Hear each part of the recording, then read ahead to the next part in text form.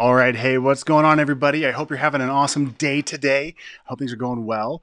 And today I've got, I don't know if I'd call it special per se, but something that I'm excited about is typography.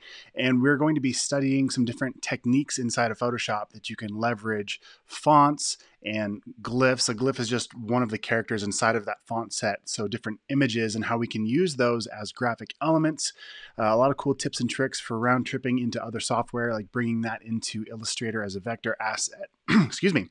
Lots of fun stuff, lots of nerdy stuff, but things that I think will really help elevate your design, as well as some shortcuts to get you there faster. So we've got a lot of ground to cover today, so hopefully you can hang with me. And if I go too fast, again, I'll be broadcasting the shortcuts at the bottom of the screen, so you can hopefully see what I'm doing as I'm doing it in time. But again, if it's even just too fast for you there, this replay will be up on this page for the day, and then it'll live inside of the graphic design bootcamp all access vault, where you get access to everything that I've ever created. So you can also download the assets when we're done with this in the vault as well. So that's the housekeeping for today, guys. Let's go ahead and dive right in. And if you have any questions, I'll be checking the chat roll as well, so I'll be looking at that. So all right, so what we're going to do is we are inside of Photoshop, and we are going to just create a new document.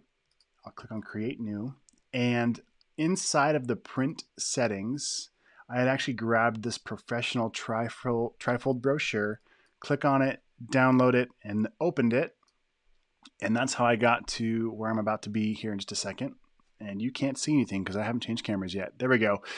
All right. And you still can't see anything because I'm on the wrong screen. Oh, no, because Photoshop just crashed. Okay, well, let's try this again. So this is part of the reason why I didn't broadcast live yesterday, was because I kept trying to do these cool things and Photoshop kept crashing. I thought I had it fixed, but this might turn into just kind of a hangout for you and I as we figure out life together. What does it even mean? Got some energy drink, fueling the broadcast today. All right, how we doing?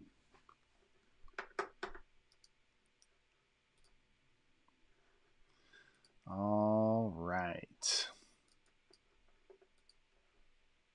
Let's get this all set up here. Sweet. So let's see. All right. Well, we opened that document, and I had already kind of been playing around in it, so that's why I see some things here. How's everybody doing? Good. Awesome. All right. Let me just regroup for a second here with Photoshop crashing.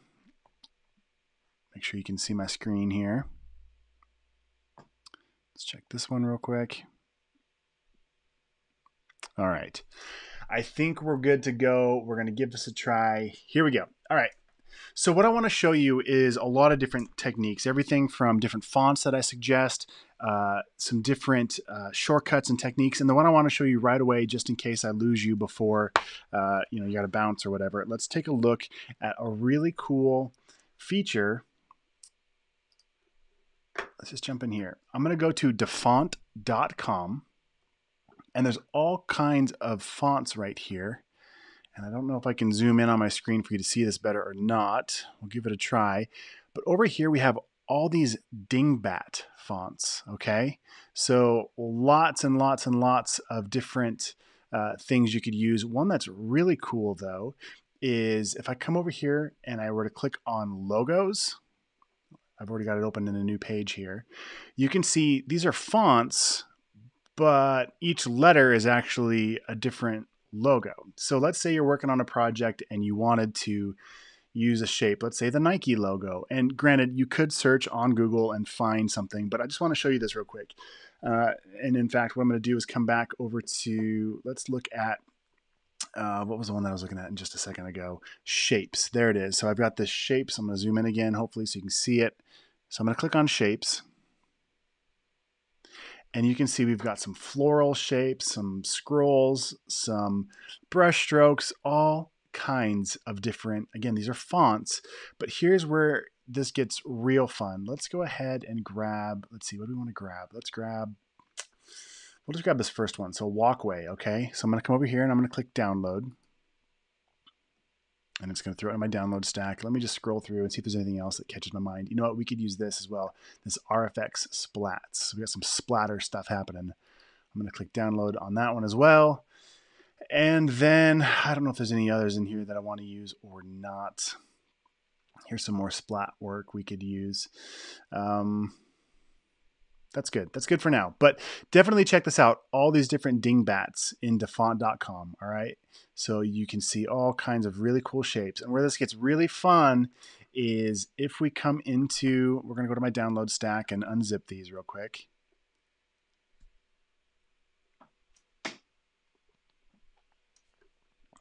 All right.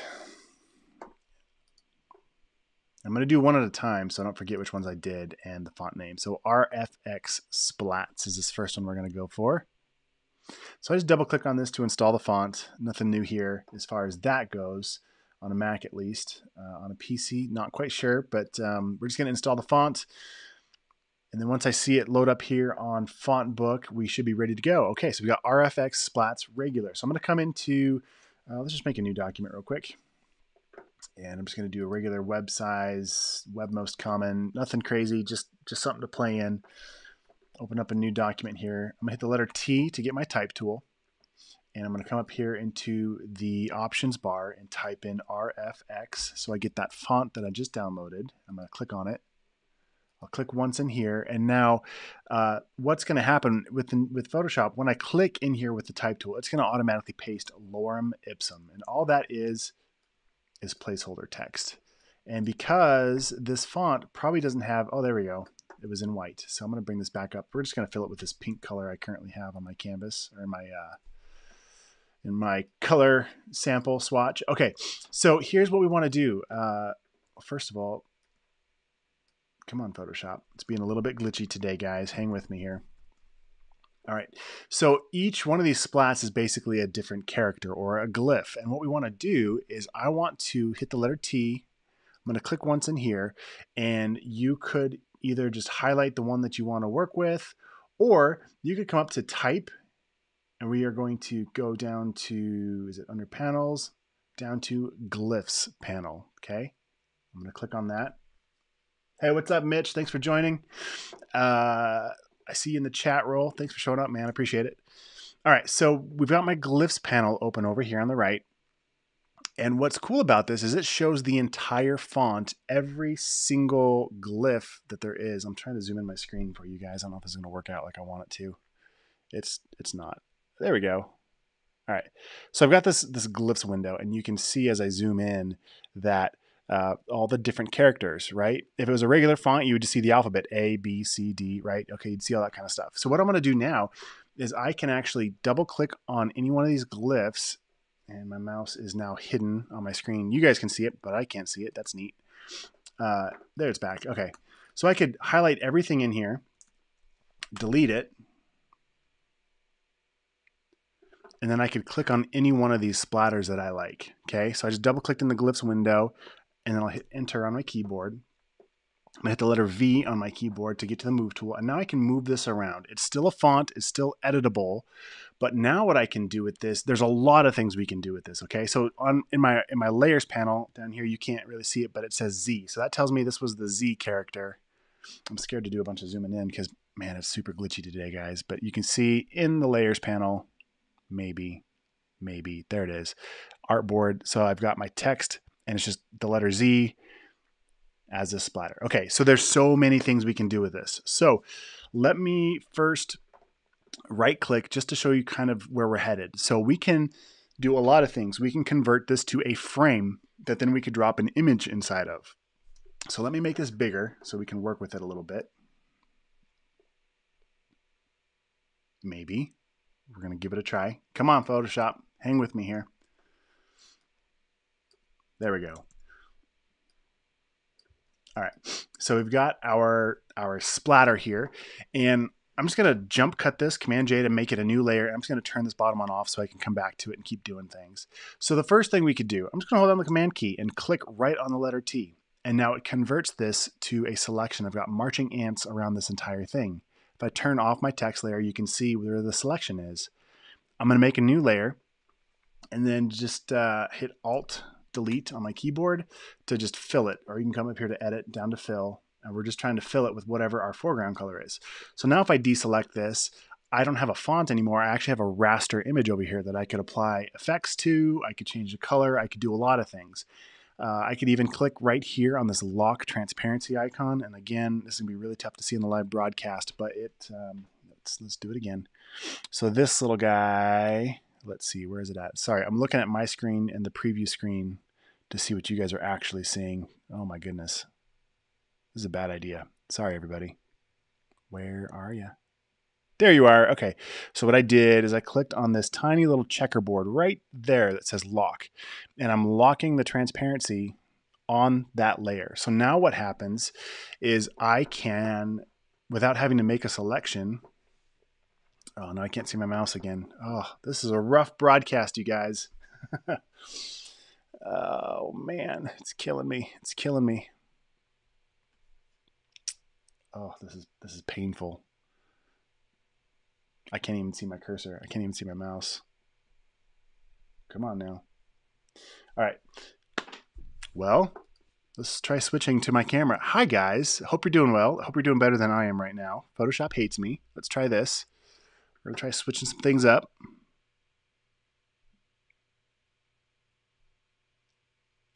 How about now? Still no mouse cursor. Guys, this is painful.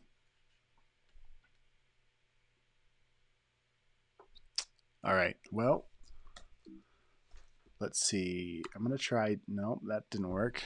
Let's try, that didn't work.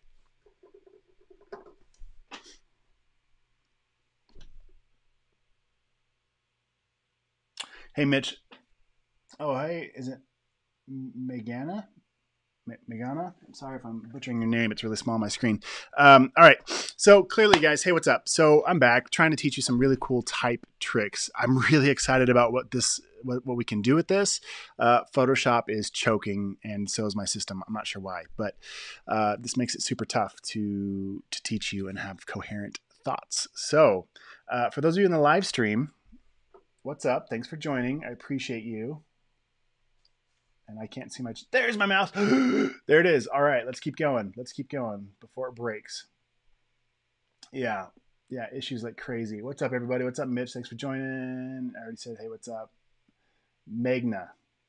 Did I say that right? Awesome. Okay, so let's try and fly through this before things break. All right, we're back in Photoshop. We're learning about fonts.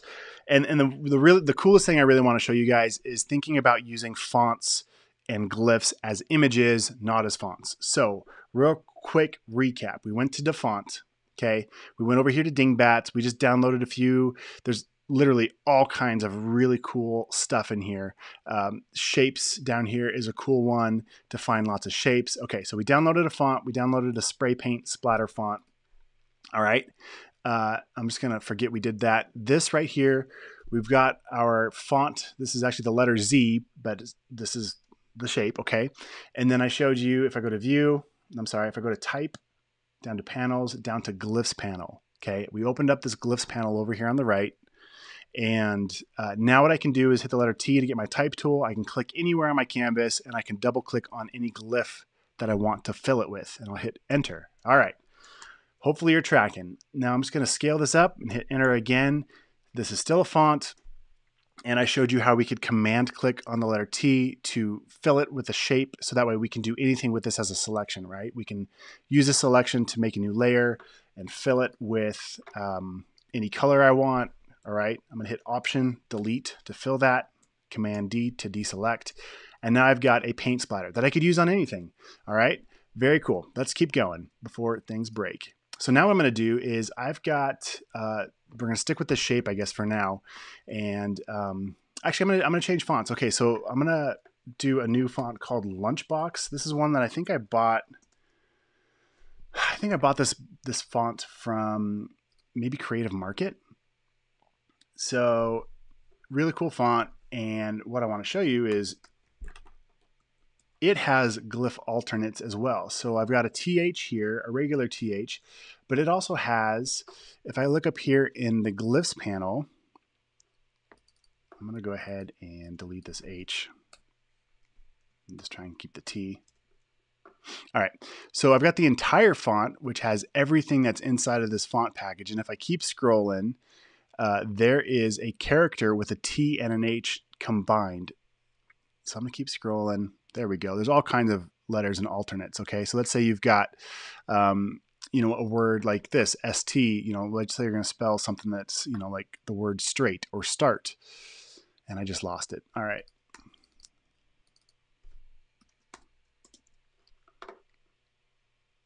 Whew, Photoshop is not happy right now, guys. I thought I fixed this before I went live, but apparently not. All right, so what I'm going to try here right now. Oh, there it is. Well, I see it up here. I'm just going to keep going this way. Sorry, guys. I'm a little bit all over the place today. So this is one character. It's a TH glyph in this font family. So where this would be immediately applicable is, let's say you were going to make something and you want it to look more hand-drawn or hand-lettered and like it all came in together. You could go through and find fonts like this that have all these different glyph alternates, okay? And an example of this that I've used for other things that you probably have access to right now is, look under the font Bickham Script. Oh my goodness, this is really not working well. Let's come over here. All right, Bickham Script. I'm going to click on this and I'm going to type in hello world. All right. So with Glyph Alternates, come on now. Let's say I want a different, oh my goodness, you guys. This is kind of comical. Thanks for hanging with me if you're still here. Let's try this again. I'm just trying to highlight the letter H. There we go. All right. So in my Glyphs window now, it's showing me the entire font. Okay, but I can click on this entire font and change it to alternates for selection. So now the letter H actually has an alternate H built into this font. So if I hit enter, now I have a different H. Let's check out the W. I'm going to highlight this. I'm going to highlight this.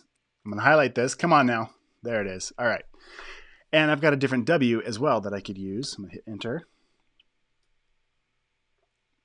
And then the D right here, I can change that as well. Let's make one that kind of curls down. All right. So you could go through and even like this O right here, this O to R combo, we could change what O or where it's connecting, or you'll notice that there was a little tail on the front, and by changing it, it's different now. Okay, so I need to do some more housekeeping on this to make these line up correctly.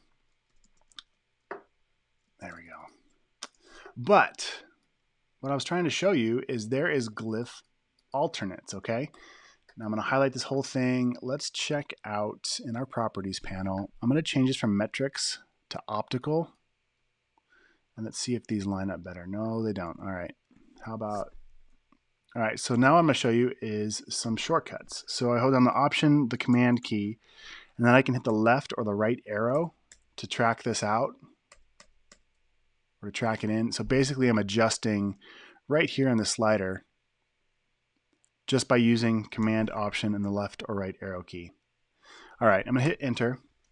And now that I've got something that maybe I would want to put on something else or use with something else, I can click back on this hello world text, and I'm going to right click, and I'm going to come down to convert to shape or create work path. Either one of these have cool results. Let me show you. First, we're going to click create work path, and this is going to convert it from a font to now a work path. So when I zoom in here, if I get my direct selection tool by hitting the letter A on my keyboard, I'm going to click and hold down. I want the one that's got the white arrow, not the black arrow, because the black is the path selection tool. So it's going to select the entire path. I want just the direct selection tool, okay?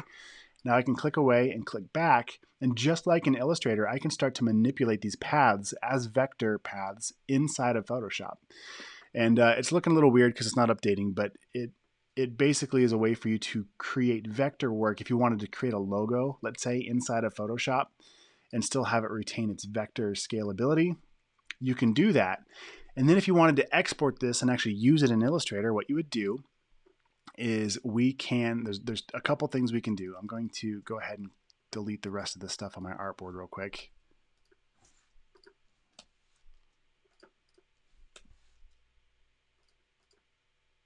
Maybe not as quick as I'd like it to be. There we go. All right. So what I'm trying to show you here, we've got a path. We just right-clicked on this and went to convert to convert to shape. All right. Now what we can do, and I might have just goofed that up, trying to delete layers and stuff. But what we're going to try and do, if it's, nope. Oh my goodness, you guys. We're going to come up here to File. I'm going to come down to Export. And then down here, there's this option to export paths to Illustrator. So once you've converted your font, you just right-click on that layer and you go to create it to a path or a shape. You can export this to Illustrator. And then it'll let you save it just like a .ai file on your desktop or wherever you want to put it. And then you can open it in Illustrator as a native vector graphic and start working in Illustrator if you're comfortable and know how to do that. So things are getting pretty glitchy, so I'm not going to do that right now, but that is a really cool feature that you can do. We can also right-click on this and convert to a work path. So where that's really handy, if I open up my paths window, I now have a work path with this shape. So if I deselect that, and let's say I hide this layer and I make a new layer, and I don't know, I fill it with a color just so we can kind of see. If I click back on this work path, you can see I still have that path outline, and you can treat this like anything else. So I could command click on it on this work path, and I could have a selection if I wanted to use it. Now that I have a selection, I could actually turn this into a brush. So let's do that with I hit the letter T. I'm going to come up here in my Glyphs window and double click on the splatter that we had. Hopefully this works out for us here. It might not. We'll see. I'm going to change this to the RFX font we had going on. Okay, now I've got a splat on here. I'm going to change this back to just a white canvas for us here. I've got the splat, and I could make this selection like I did, but on the work path. And this time I could come up to Edit, down to Define Brush Preset. So we learned about this a little bit yesterday. I think I did some brush stuff. Selected area is empty. Oh, my bad. Okay, so let's go ahead and put a layer on it then and see what happens. Edit, Define Brush Preset. It really wants me to put something in there. Okay, so I'm just gonna hit Command, or I'm gonna hit Alt, Option, Delete to fill it with green. I've got a selection. Let's try it one more time. Edit, Define Brush Preset. There we go. And now I've got a sampled brush from what was a font. So if you use those logos, if we used the Hello World font or whatever you wanted to do. So now if I made another new layer, I could hit the letter B to get my brush. I could come up here and make sure that brush is selected. And now I can start painting with that brush. Let's turn the layer back on.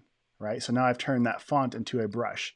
And I was playing with this earlier, and you can see that I have my name here as a brush. I did the same thing. I just typed it out, made a selection, and now I have a brush with my name. Okay, so you can start making some really cool backgrounds and textures that you could do something, I don't know, something pretty unique with. We could even push this further. I don't want to talk too much about brushes today, but we could modify the angle of our brush. We can make it randomize and do a lot of really neat things in the brushes panel window. So I can make it scatter, maybe change my shape dynamics to jitter the size. I mean, there's all kinds of stuff we can do, you guys. Let's make a new layer. And let's sample this green color, and then we're just going to make it a little bit darker. Click OK. Go back to my brush tool, and now I'm just going to click around, and it's changing the angle and the scatter and the size and everything. So this started as a font, brought it in as a selection, defined it as a brush, and starting to make some cool stuff with it. All right, let me check back on my notes real quick. Let me check the chat. How you guys doing? I know, Mitch. Yeah, thanks. I appreciate trying to help me out. I'm considering maybe I need to use my wife's computer to stream from or something. Let's see. Cool.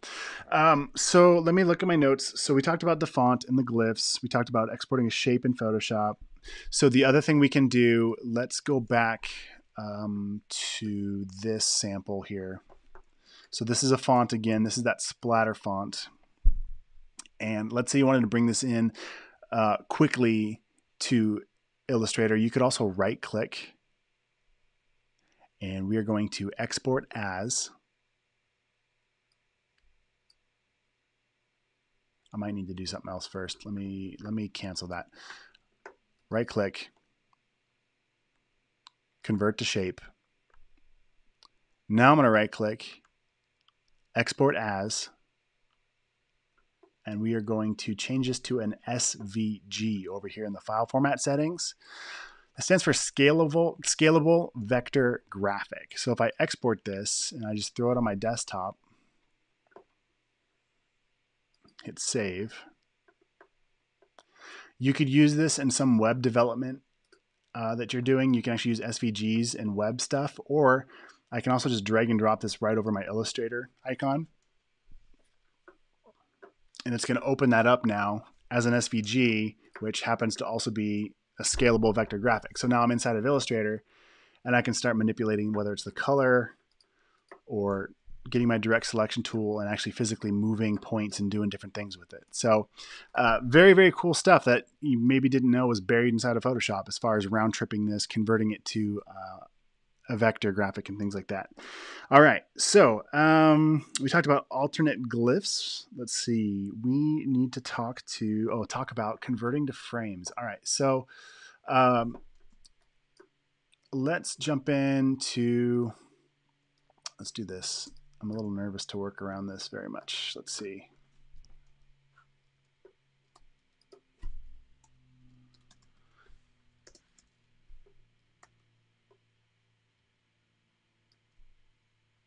So what I'm trying to show you here is we're going to talk about the convert to frame. And so what that's going to do, much like you see right here already, I've got this hello text, and then I've got a graphic.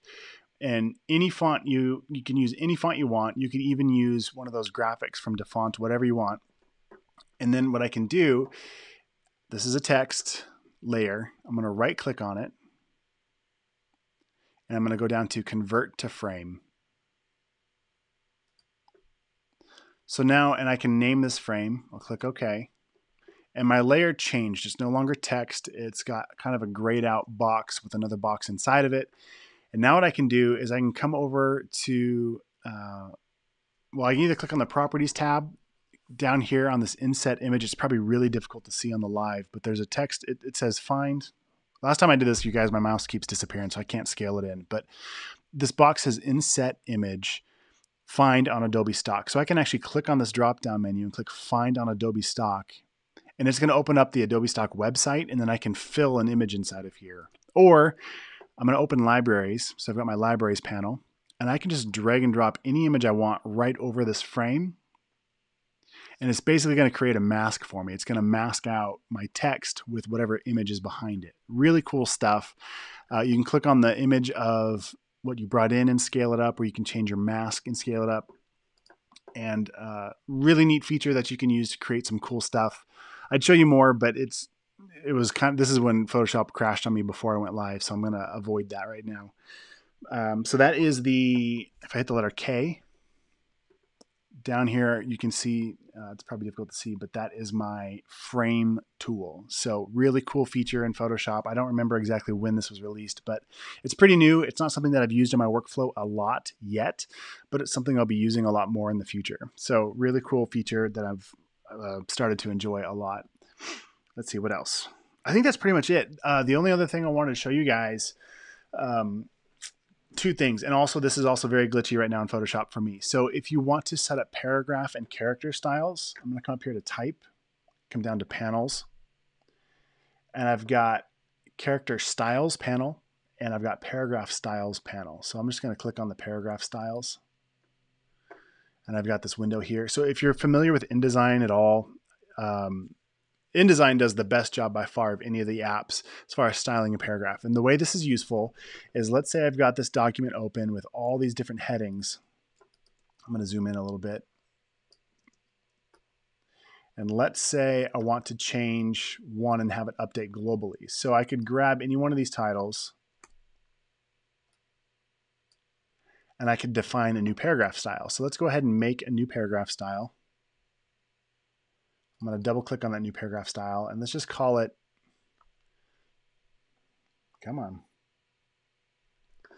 I'm going to call this, let's call it H2, as in heading 2. So this isn't the biggest title, but it's like a second, H2 heading feature, right? So I can come in the paragraph styles option box and I can set up the basic formats, like what font is being used, the size, the color, everything like that. So let's change it to something that we can see and tell that it's different. Click OK.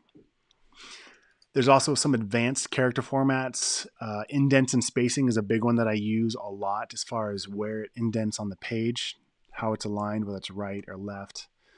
And then down here in the bottom left, you can click preview. So you can turn that on and off to be able to see if the changes are sticking. So I'm going to click OK. And then you'll notice, well, again, you probably can't see, but it says H2 and then there's a little plus next to it. And what that means is this text that I have selected has the H2 paragraph style, but this little plus means that there's other styles being applied that are overriding it. So what I'm going to do is I'm going to option click on this, and one of two things will either happen. You can, come on. Ugh. If I option click on this little plus check mark, it's going to redefine my style based on what I had selected. I'm going to hit Command Z to undo that. All right, guys, it's being a little bit buggy on me. Okay, so I'm gonna step away from this. If you guys are doing paragraph styles and character styles, I honestly would just work in InDesign if you're gonna do a lot of that. If you've got one document, it's worth knowing you can do it, but I have never had good luck with this inside of Photoshop, these paragraph styles. But they're there. They're very helpful if they work for you. But you can highlight, all the different paragraph styles, set up your define styles, and then let's say your client says, hey, I really like this, but can we change everything to have a pink title instead of a green title? Well, all you have to do then is you just have to come into your one paragraph style, make sure nothing's selected so we don't screw it up. I'm going to double click on this.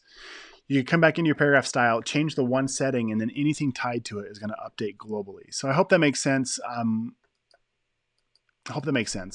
It's kind of tough to show when it's not working like it's supposed to. So there, now it's pink. And then in theory, if I had that applied to other styles, they would all update at the same time. So last and not least, something I actually use the most would be shortcuts. So I'm going to click and drag, and it's going to automatically fill with lorem ipsum placeholder text. I hit the letter T to get my type tool. And let's change this color to something we can see. Let's just make it white or something. And if you don't have placeholder text in here, you can come up to type, down to paste lorem ipsum, and it'll just fill it with, text for you to manipulate. All right, so now I've got a text box filled with lorem ipsum, so much so that there's this little plus down here in the bottom right, meaning I've got lots of text that's overset and scaling past my box. So the shortcuts that I want to show you that are really important, and Mitch, maybe if you can post, I know you're on a PC watching this, what the shortcuts might be. But for me on a Mac, if I click in here once, I'm going to hit Command A to highlight everything. All right, so these are the shortcuts I use all the time. Command Option and down arrow will add what we call leading. And it's not leading, it's leading, because back in the day, they actually used to use physical pieces of lead between the different lines of type on the presses. So Command Option and down arrow or up arrow changes my leading. If I come back over here to the properties window, you can see right here, this box is what I'm adjusting. So I'm set at 31 point right now, set the leading. All right, so if I hit Command Option up or down, Mitch says Ctrl A, well, sure, to highlight everything. Try Ctrl Alt and up or down arrow keys. I think that'll work for you guys. Okay. And then the next one, I'm using Command Option, so probably Control Alt on a PC, and the left arrow or the right. So basically holding down Command Option for me, and then using your arrow keys to either go up, down, left, or right. And now what I'm doing with the left and right arrow is I'm tracking it out. So we're adjusting this down here, right here, the tracking. So the tracking is basically the space between each letter, okay? So where this is really handy and something that I use fast. Actually, let's keep going here. I'll step back to that. So the next one I want to show, okay, so Mitch says Control Alt down arrow or up arrow. So that does change for him too. Okay, awesome. And then Command Shift and the period key or the greater than sign makes my font bigger. Command Shift and the comma key makes it smaller. Okay. I'm going to hit enter. So where this helps you go really fast, again, if I wasn't doing a lot of things and this was choking on me, I would hit, let's say I'm going to make a logo, and I'm just going to call this my logo.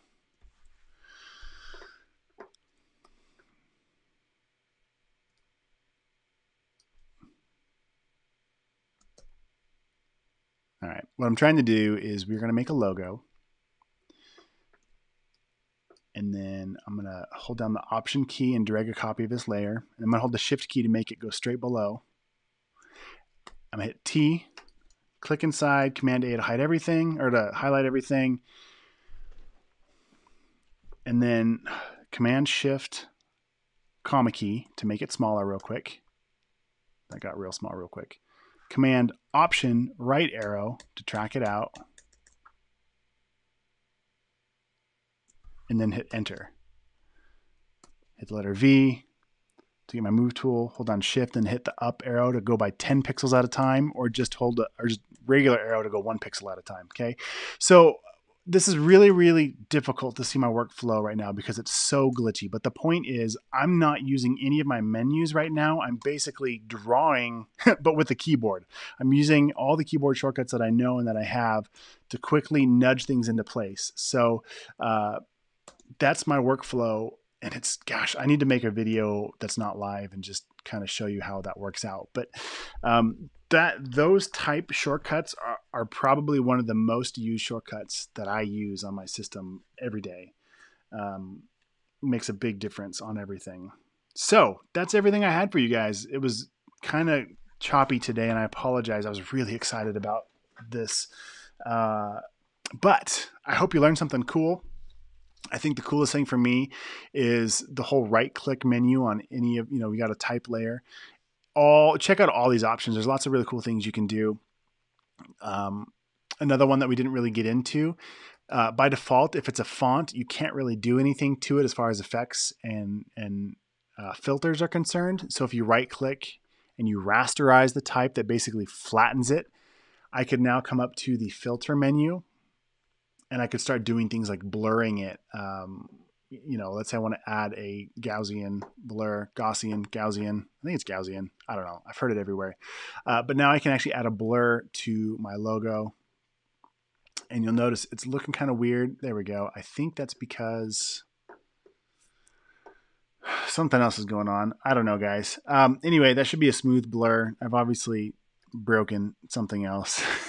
So, oh well, it is what it is, but I hope that makes sense. I guess what I was trying to get at is right click on this text. We've got text, right click on this, check out all these menu items, converting to shape, converting to a work path, rasterizing, exporting as, throwing it out as a SVG file. And then this glyphs window over here. So type, panels, glyphs. Those are the biggest things I'd love for you guys to take away. And hopefully this helps you guys make really cool stuff. So yeah, that's all I got. You guys want to hang out? I don't know. I'm kind of super distracted because obvious reasons. So anyway, hopefully that helped you guys a ton. Mitch and everybody else in the vault, if you want to hang out, I'll be in Slack for a minute if you want to talk more. If you would love to see more of this kind of stuff, let me know. If you'd rather like the Twitch live stream scenario we talked about, where just going live, just showing you projects I'm actually working on, versus in this case, it's more like, here's some cool stuff you could do. So I'd love to get your feedback on what you prefer, whether it's a polished video or the live setting, or like the just chatting where my screen's just on and you're just watching me, we're hanging out. So love to help you guys however I can. I hope you're doing well. Hope you're staying healthy. And thanks for watching. I will be live again tomorrow. I think will be the last day. Yesterday I missed it because I was trying to get some computer stuff figured out. So I might go live on Sunday as well, but for sure we're going live tomorrow at 1 o'clock, same time. And we're going to be talking about some photo editing. I figured since we're in Photoshop, we should actually learn some of my photo editing techniques and tricks and stuff that I do. So that's the plan for tomorrow. And thanks for watching, guys. I will catch you later.